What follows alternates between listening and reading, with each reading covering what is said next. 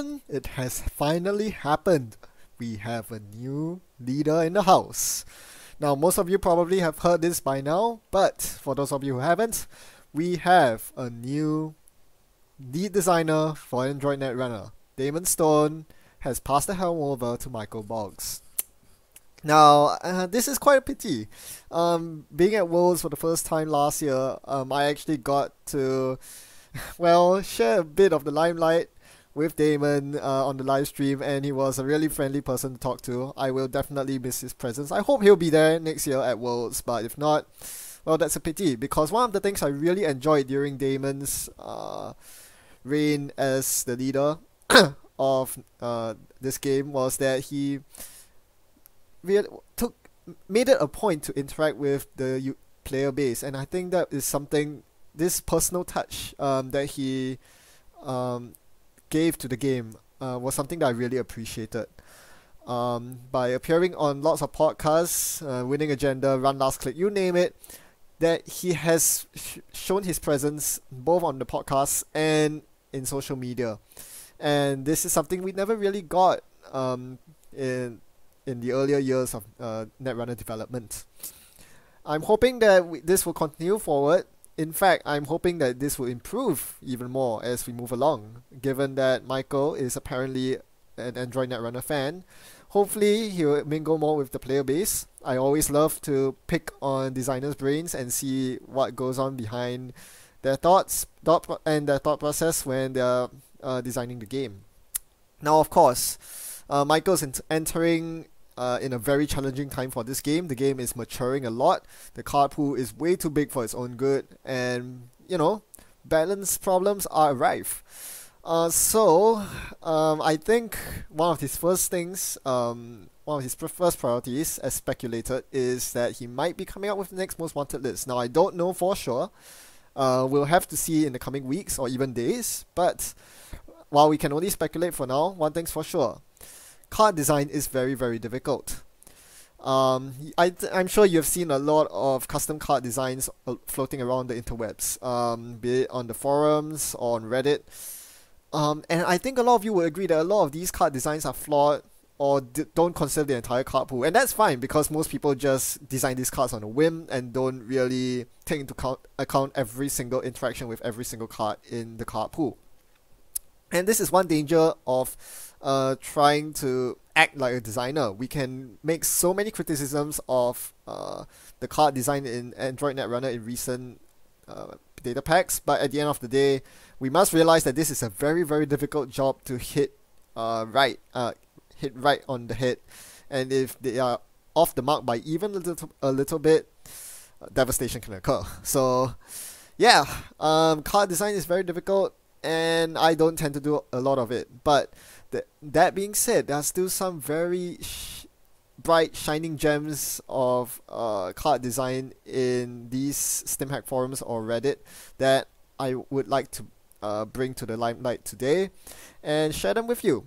Hopefully you will agree with my assessments of these stellar card designs, and maybe get you thinking of what kinds of cards you'd like to see in the future as Android Netrunner further develops. So let's get down to it. The first card I have in mind is the Quail. This card came from a custom ID tournament run in Seattle, and I heard it was pretty successful. I wish there was one run in my local vicinity, but well, it's very difficult to balance the IDs right, but this one came out perfect. This ID allows you to recur one card from your heap to the bottom of your stack as the runner the first time you make a successful run each turn.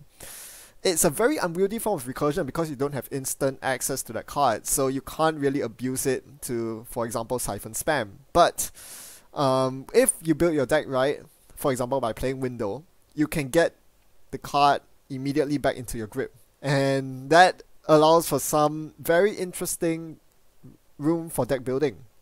And it challenges players to think, what's the best way I can use or abuse this ID? And that's something I really love about it. It seems like a very, recursion is always very powerful, make no mistake, but it seems like it is, there is a glass ceiling over this ID. At the end of the day, if you don't find your window, or if you can't mill your deck fast enough, you can't get to that card in a timely fashion, and your ID will be only so effective.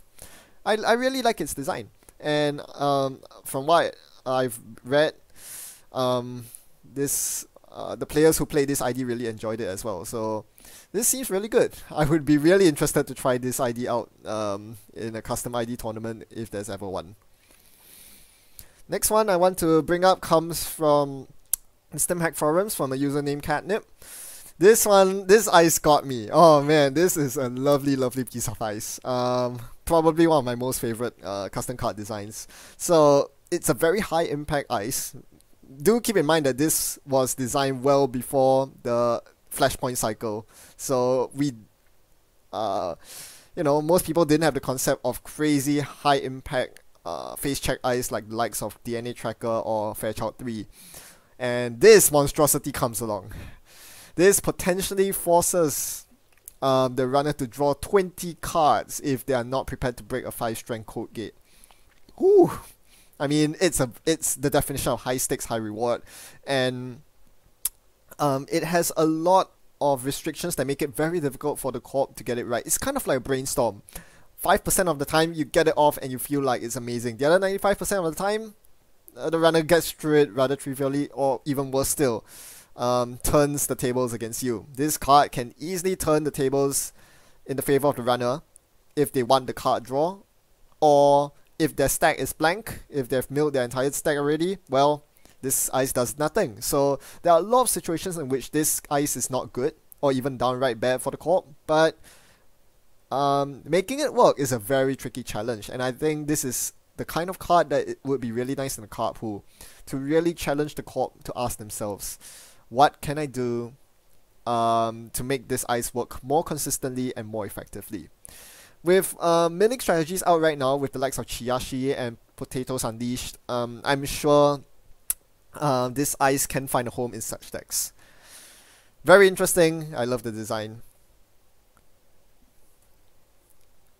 Next, we have 2-in-1 breakers. The idea for 2-in-1 breakers came from Echo from UK Slack, if I remember correctly. But this card implementation was done by me. Well, of course, the numbers are all subject to change. This might be too powerful or not powerful enough. Either way, it doesn't matter. The basic core idea is giving your normal breakers, your killers, your fractors and decoders, an extra ability to break a secondary subtype. In the case of this specific card right here, we have a criminal killer, which looks pretty normal, pretty powerful for a criminal killer actually, but you have the extra ability tagged on, the ability to break AP subroutines. So it can break both sentries and APs, which is really nice. It complements the criminal shores up the criminal weakness rather, and it's very complementary. So criminals are very afraid of AP code gates and perhaps barriers as well. They don't like taking net damage, criminals, because they have a limited stack and their cards are generally not recurable. But with the AP break ability, you can just install this single breaker and you don't have to worry too much about net damage or brain damage at all. Now, this is not exactly the same as an AI breaker. An AI breaker is a super efficient AI breaker like Faust makes it very, very difficult for the corp to defend against, because you just install that one breaker and you can get through most servers. This is not the same. This still breaks a very specific subset of ice, and you still need to amass a proper fractor and proper decoder to get through all the ice that most corps run. So it promotes early aggression because you don't have to worry about cards like DNA Tracker and Chiyashi. Right now, runners are very afraid of running before they have a full rig setup. But with this, they can get past their barrier quicker and get running quicker, which is probably better for the game. We want more aggressive runners. We don't want runners to be sitting back and building their rigs too much. So this is really, really good design, and I think this is something that is definitely worth exploring. Whether this set of breakers, you can imagine a similar decoder that can break, say, Destroyer Ice, or a Fractor that can break Tracer Ice, for example. You would expect that these breakers might be spread across the factions. They might be in the same faction. They will probably want to be decently powerful, at least on the power curve, so that people will be encouraged to play them. These details can be ironed out, but in general, I think this is something that really needs to be explored. A lot of breakers are not being played currently, and hopefully this will open up the space for breakers that are not fractals, decoders, or like pure fractals, decoders, or killers to be played. Things like sharpshooter are being pushed out of the meta. Things like gingerbread are not really viable. This is a good way to tag on the likes of gingerbread and sharpshooter's niche abilities into a proper breaker that can bust through a lot of ice early. Here's one from Reddit. This one's called Warm Up, and it's a very simple card. It just involves money, run, card. No, it's the bare basics, but it just works so well. It sings very well. And really, this should have been how the Criminal Diesel was designed. As we all know, at the end of the day, we got Fisk Investment Seminar, which is pathetic. I mean, it's very cute design, don't get me wrong, but it doesn't do the same thing as Diesel or iPad Wars does. With Diesel and iPad Wars, you can and want to play them very early on in the game. There are boosters to get you past the early hurdle of not having all your pieces set up. Whereas with Fisk, you can't play early on. By playing it early on, you're helping the corp as well, and that mitigates any sort of advantage you're getting. This card, however, doesn't give the corp an advantage. This still gives you draw. You have to change the numbers a bit. You probably want this to draw 3 cards if the run was successful, and yeah, you probably want it to cost a bit more because it does make a run and draw cards at the same time. So it triggers stuff like Temujin and Desperado. However, I think this is definitely a card that is worth replacing Fisk with because yeah, that's what Criminal's essence is all about, making runs. They are the aggressors. This is a very natural thing to put as their diesel type card. And would have made for a very nice complement to cards like John Masnori, which was intended to fuel the run-based Criminal strategy. So yeah, if only this was printed. I mean, well, Criminal's card draw is still not very good. It's gotten better with Aaron Maran, but I'm sure this is something that they definitely could use sometime down the road. This really should be in Honor and Profit. Well, what about this one? Slee Security System. This was suggested by none other than my great friend Bruno from UK Slack. Well, this idea, again, the idea came from him.